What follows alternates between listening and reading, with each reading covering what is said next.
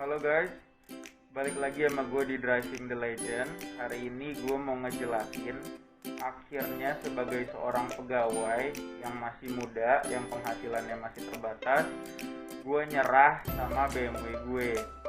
Akhirnya gue jual karena gue udah gak tahan lagi.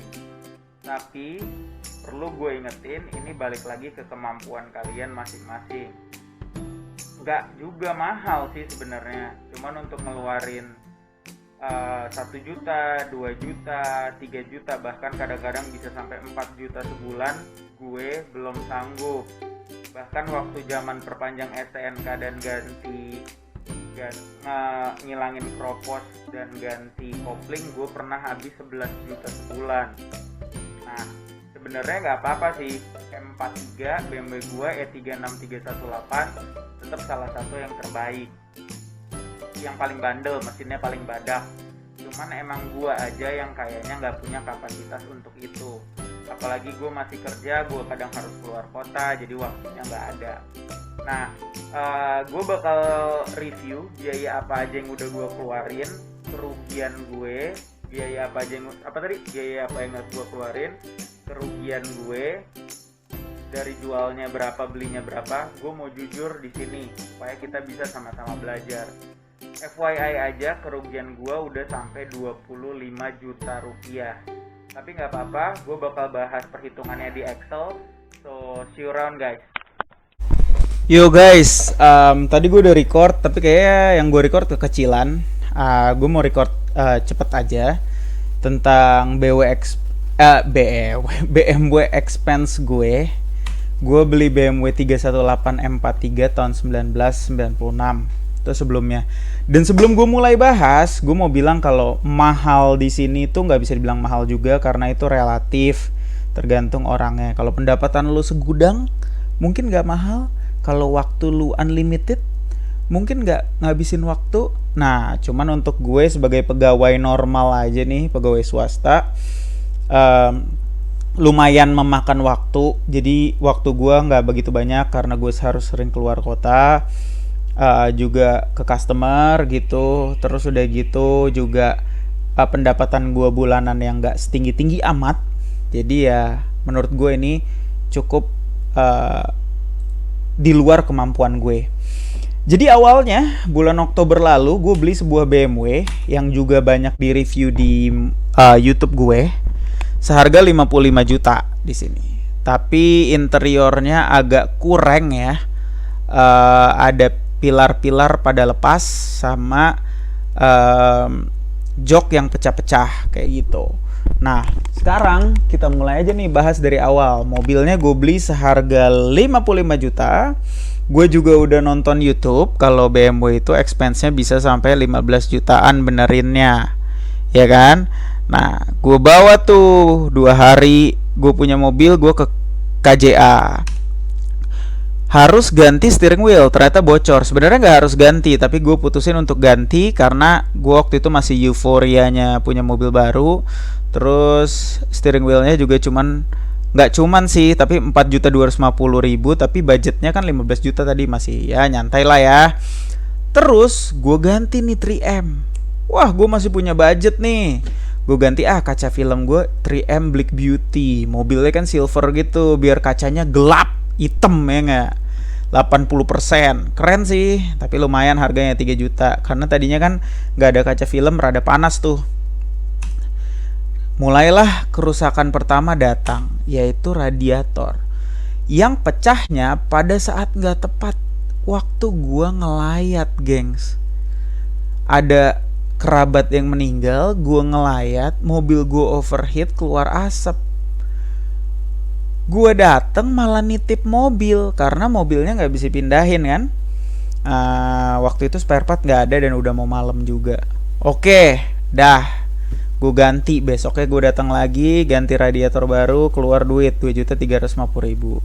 Tapi ini semuanya detail ya sama ongkos ganti.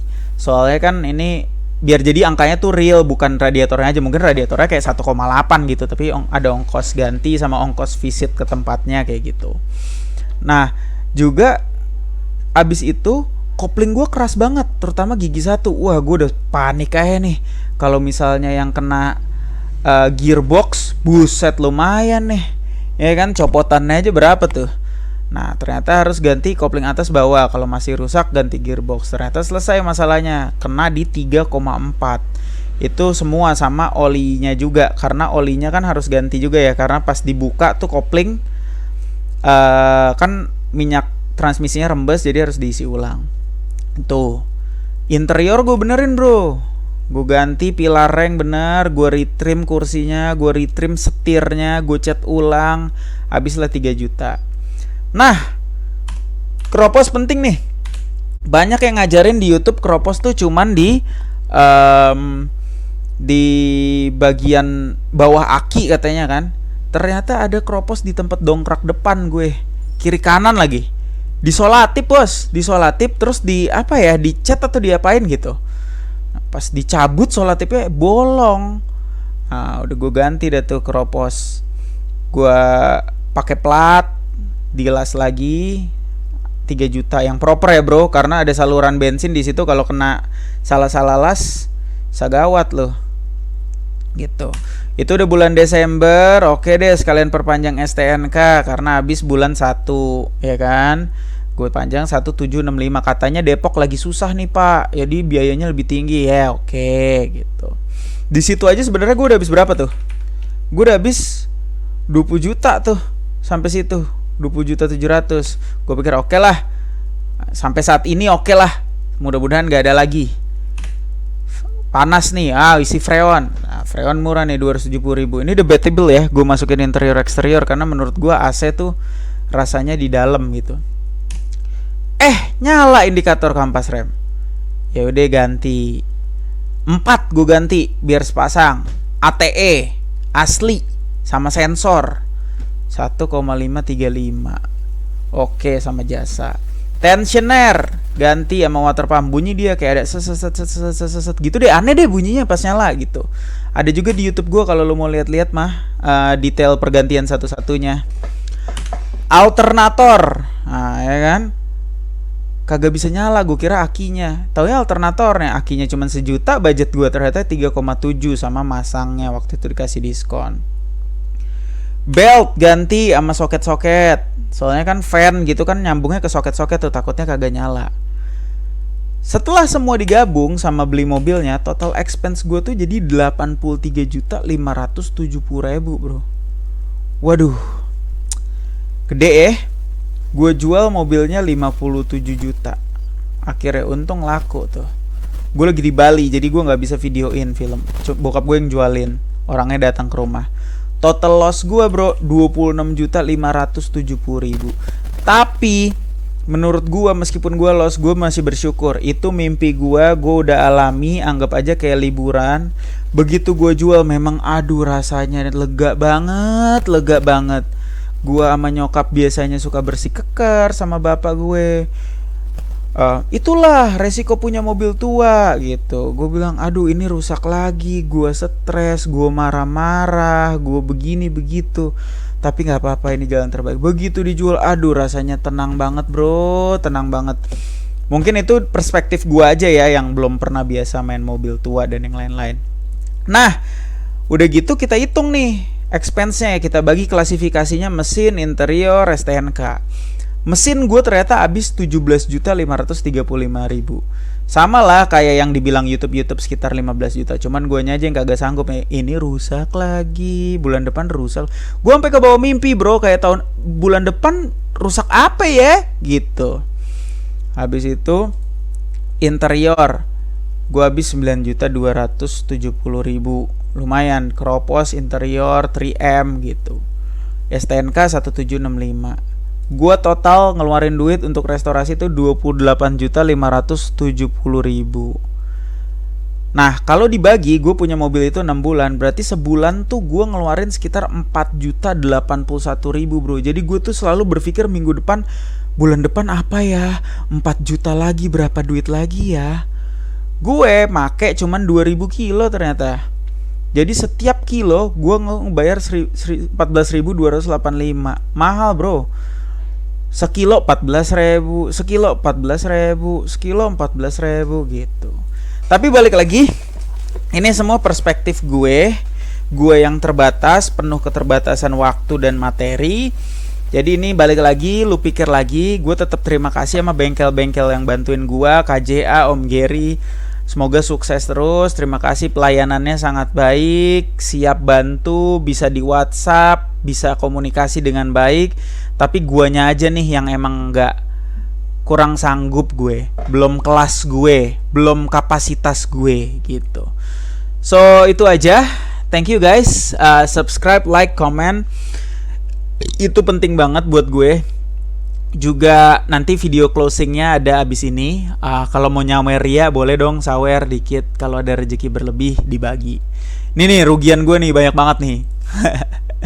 Thank you guys. So see you around. Ya jadi itu tadi penghitungannya. Gue beli BMW gue 55 juta. Gue berkulit segitu banyaknya. Dan gue jual cuman 57 juta. Jadi kerugian gue itu 25 juta rupiah. Gue pakai selama 6 bulan, sedikit gue pakai, paling kilometernya cuma naik 1.000-2.000. Ya nggak apa-apa. Gue tetap senang, itu salah satu mimpi gue. Anggap aja kayak gue jalan-jalan ke luar negeri, nikmatin, terus ya udah pulang dan uangnya ya udah banyak. Tapi itu aja pelajaran yang bisa gue sharing. Bukan sesuatu yang jelek, gue tetap bangga pernah punya mimpi gue BMW, dan gue nggak nyesel gue kehilangan ini semua di umur yang masih segini. Kalau gue udah tua, udah punya anak, gue pasti lebih stres lagi. Jadi ya teman-teman, itu yang bisa gue sharing. Bukan berarti mahal, tapi di luar kapasitas gue. Tapi kalau menurut lo itu masih di kapasitas lo, itu perspektif masing-masing. Jadi enjoy the video. Itu gue belum ganti oli, gue belum ganti ban. Kalau gue udah ganti ban, tambah gila lagi bro. So itu aja yang gue bisa sharing. Enjoy the video, subscribe, like kalau kalian suka, share juga ke teman-teman kalau kalian suka, dan komen. So thank you guys, see you around.